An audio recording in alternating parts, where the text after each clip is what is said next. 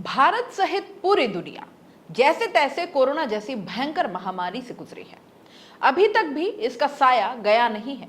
और तब जब हर कोई अपने घर में कैद हुआ तो याद आया कि कैसे हमने प्रकृति का दोहन किया है, कैसे हमने हमारे चारों तरफ गंदगी का अंबार लगा दिया है और अब प्रकृति हमसे बदला ले रही है, और वो भी चुन चुन कर। लेकिन इंसान इतना भोला है, आप बेवकूफ भी कह सकते हैं, कि ये जल्दी ही भूल जाता है कि इसके साथ क्या हुआ। नमस्कार, मैं हूं जयश्री नागदा और आप देख रहे हैं सीबीसी न्यूज राजस्थान। स्वच्छता में हम कई पायदान पीछे हैं। अगर मैं यूं कहूं कि अभी तो हम कहीं स्टैंड ही नहीं करते, तब भी गलत नहीं होगा। बात कड़वी है, लेकिन बीमारी ठीक करनी है तो कड़वी गोली गटकना जरूरी है। आज कई बातें आपके सामने ऐसी निकल कर आएंगी जो आपको कड़वी लग सकती हैं, लेकिन उस पर बात करना बेहद जरूरी है। उदयपुर दुनिया का दूसरा सबसे खूबसूरत शहर, लेकिन स्वच्छता के मामले में अगर इसको आंका जाए तो हकीकत आपसे छिपी नहीं है। उदयपुर नगर निगम इसको वो मुकाम नहीं दिला पाया जो डूंगरपुर को प्राप्त हुआ। तुलना यहां डूंगरपुर से इसलिए करनी पड़ रही है क्योंकि एक बात तो डूंगरपुर को देखकर हमको समझ में आ गई कि अगर इच्छा शक्ति हो तो क्या नहीं किया जा सकता। उदयपुर की इस वक्त जो दशा है उसके बारे में सीबीसी न्यूज ने जब के गुप्ता, जो कि स्वच्छता के ब्रांड एम्बेसडर है, उनसे बात की और जानना चाहा कि जिस तरह डूंगरपुर को स्वच्छता के मामले में विश्व पटल पर उन्होंने लाकर खड़ा कर दिया, तो उदयपुर जहां वो रहते हैं वहां उन्होंने इस तरह की कोई भी पहल कभी क्यों नहीं की। उनका जवाब क्या था, सुनिए आप। सर, आज सीबीसी न्यूज़ एक बहुत खास सवाल लेकर आपके पास आया है। जब भी हम नाम सुनते हैं के गुप्ता, इसके साथ जो पहला शब्द हमें याद आता है वो है स्वच्छता। और जैसा कि हमने देखा है, सिर्फ राजस्थान ही नहीं, गुजरात तक आपने स्वच्छता का संदेश पहुंचाया। राजस्थान के छोटे से छोटे कस्बे, गांव तक आपने स्वच्छता पहुंचाई है।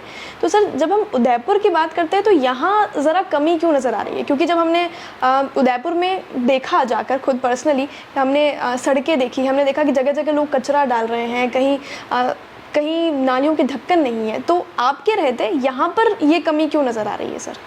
देखिए, सबसे पहले तो मैं सीबीसी न्यूज़ चैनल का बहुत बहुत अभिनंदन और स्वागत करता हूं। जहाँ तक सवाल है उदयपुर में स्वच्छ भारत मिशन पर काम करने का, देखिए मेरी एक आदत बड़ी स्पष्ट है कि मैंने राजस्थान के अंदर 196 निकाय राजस्थान में है और मैंने करीब 195 निकायों में स्वच्छ भारत मिशन का काम किया। राजस्थान की पूर्व मुख्यमंत्री श्रीमती वसुंधरा राजे सिंधिया जी का एक सपना था कि राजस्थान स्वच्छ बने, और मैंने उनके कार्यकाल में पूरी ताकत के साथ, पूरी ऊर्जा के साथ और पूरे समर्पण के साथ राजस्थान की हर निकाय से मैंने स्वच्छ भारत मिशन के तहत मीटिंगें की, और इवन बड़ी बड़ी निगमों में मैंने बैठकें की। जयपुर में की, आपका जोधपुर में की, अजमेर में की, भरतपुर में की। सभी जगह मुझे 100% सफलता मिली।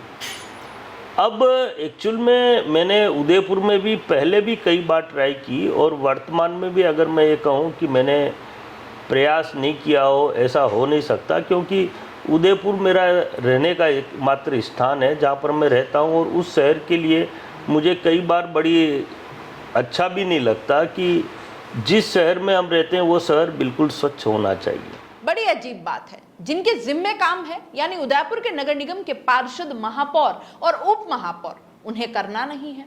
और जो करना चाहते हैं वो जनता को गारंटी देना चाहते हैं कि वो कर दिखाएंगे, उसे करने नहीं देते। राजनीति के फेर में जनता किस तरह से पिस जाती है, ये इसकी वानगी है।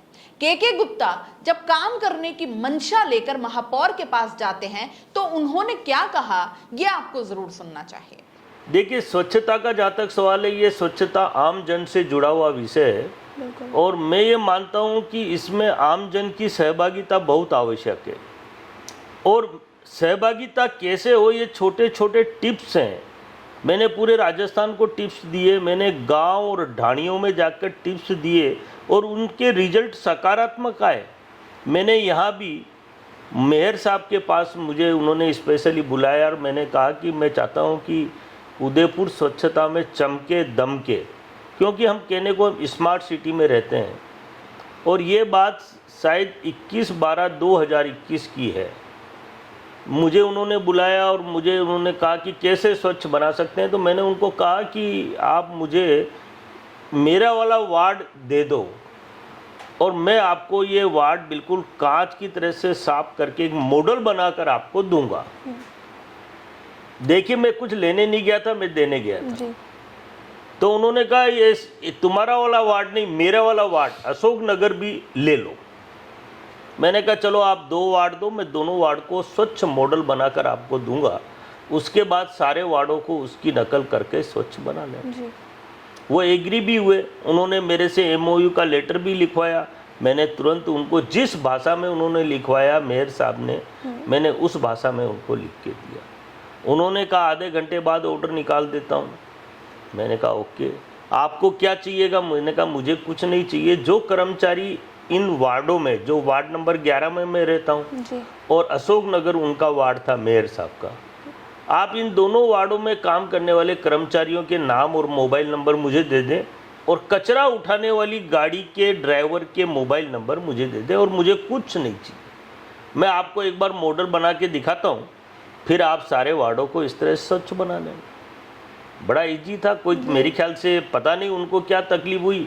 पहले दिन तो उन्होंने आधे घंटे का नाम लिया, फिर कहा कि 3 दिन बाद दूंगा, फिर कहा 7 दिन बाद दूंगा, और अब सालों निकल गए, 1.5 साल निकल गए, आज तक वो ऑर्डर पता नहीं कहाँ अटका हुआ है। मैं आज भी कहता हूँ कि मुझे अगर एक वार्ड, मेरा वाला वार्ड, खाली मुझे कुछ चाहिए नहीं, एक अथॉरिटी, मैं कर्मचारी को कहूँ वो काम कर ले और वो कर लेगा। मैं कोई दूसरा काम तो कराने से रहा, तो निश्चित रूप से मैं मेरी ताकत को, मेरी ऊर्जा को और मेरे काम करने के तरीके को आम जनता को दिखा सकता हूँ। मैंने यहाँ भी भारतीय जनता पार्टी का, मैं प्रदेश का संयोजक हूँ स्वच्छ भारत मिशन का। पूरे राजस्थान के हर जिलाध्यक्ष ने मुझे 2-2 नाम दे दिए। यहाँ के जिलाध्यक्ष को मैंने 10 बार फ़ोन कर लिया, मेरे स्टाफ ने फ़ोन कर लिया, अभी तक मुझे संयोजक और सह संयोजक नहीं मिले। तो कैसे हम स्वच्छ भारत मिशन का काम हमने जिस तरीके से किया, जिस ढंग से किया, और जो हमारा अनुभव है हम शेयर कैसे करें। आज मैं चाहता हूं कि उदयपुर बिल्कुल, क्योंकि ये पर्यटक नगरी है और यहाँ लाखों पर्यटक आते हैं। अभी मुझे न्यायालय ने झुंझुनू, नवलगढ़ और मंडावा निकाय दिए हैं। मैं आपको आज विश्वास के साथ कह सकता हूँ, पूरे दावे के साथ कह सकता हूँ कि राजस्थान की सबसे स्वच्छ निकाय होंगी आने वाले समय में, तो नवलगढ़, झुंझुनू और मंडावा होंगी। जब हम वहाँ जाके 800 किलोमीटर दूर जाकर उन निकायों को स्वच्छ बना सकते हैं, तो उदयपुर स्वच्छ बनाने में कोई ज़्यादा ताकत या ऊर्जा की आवश्यकता नहीं। यहाँ तो बुद्धिजीवी लोग रहते हैं, लेकिन काम करने का मौका मिलेगा तो ही काम करके दिखाएंगे। और निश्चित रूप से उदयपुर में कुछ ज़्यादा ताकत लगाने की ज़रूरत नहीं है, हाँ, लेकिन इच्छा शक्ति होगी तभी ये काम होगा। वैसे महापौर जी को किसका डर सता गया, ये तो अब क्या ही कहें।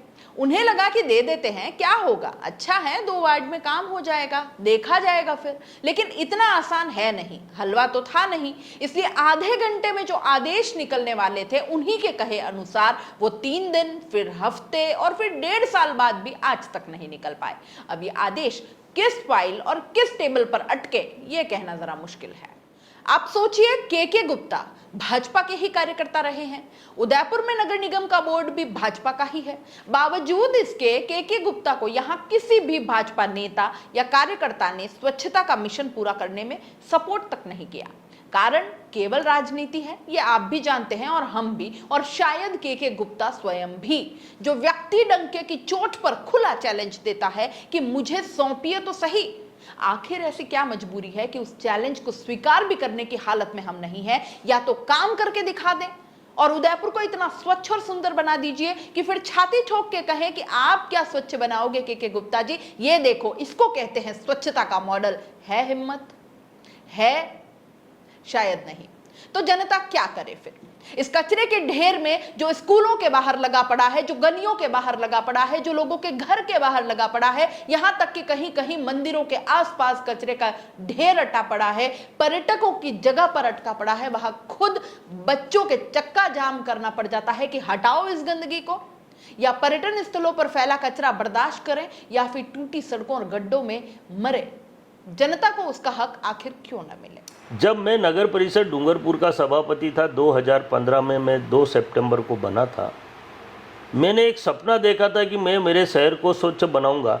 और जब मैं स्वच्छता की मीटिंग लेता था, लोग मेरे साथ मजाक करते थे कि डूंगरपुर को स्वच्छ बनाओगे, उस ट्राइबल बेल्ट में जहाँ अशिक्षित लोग रहते हैं, मैं आज पूरे विश्वास के साथ कह सकता हूँ कि वो सारे लोग स्वच्छता के ओरिजिनल ब्रांड एम्बेसडर हैं, जो जहाँ भी जाएंगे ना तो गंदगी करेंगे ना गंदगी करने देंगे।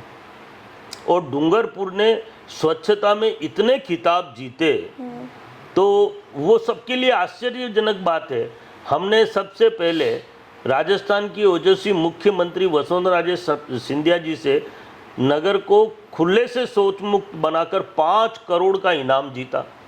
लोगों ने आश्चर्य किया।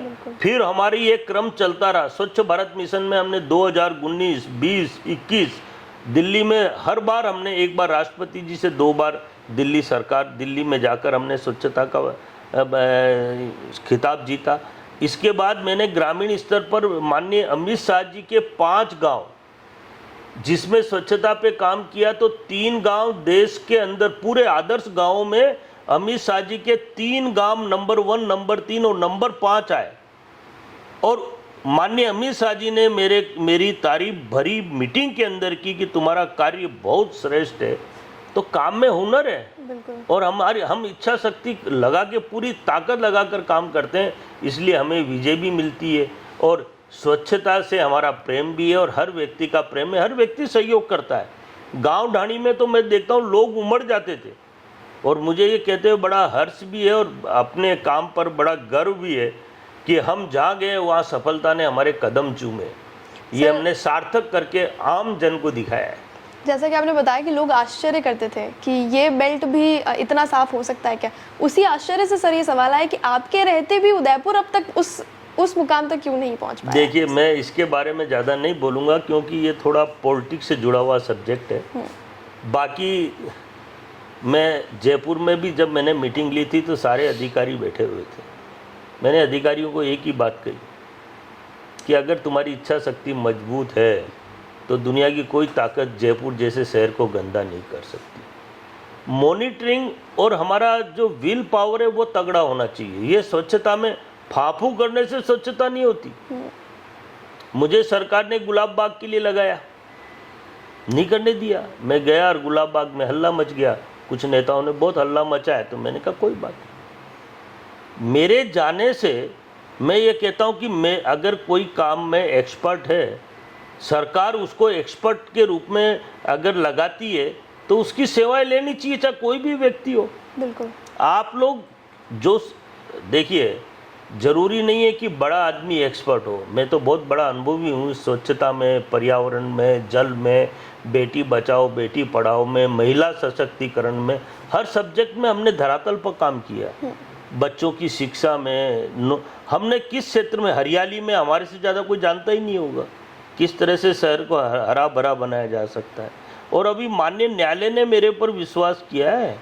मेरे काम को किसी जनप्रतिनिधि ने तो मेरी कामों की तारीफ की है, लेकिन माननीय न्यायालय मुझे आदेश करता है कि ये स्वच्छ बनाने हैं शहर, तो ये मेरे काम की तासीर है ना, मेरा काम का अनुभव है, मेरे काम करने का तौर तरीका है, जो माननीय न्यायालय भी उसका सम्मान करता है। सर, तो आप ये कहना चाहेंगे कि आपकी जानकारी और अनुभव को यहाँ पर सही तरीके से इस्तेमाल नहीं किया सही नहीं, बिल्कुल ही नहीं, 1% ही नहीं।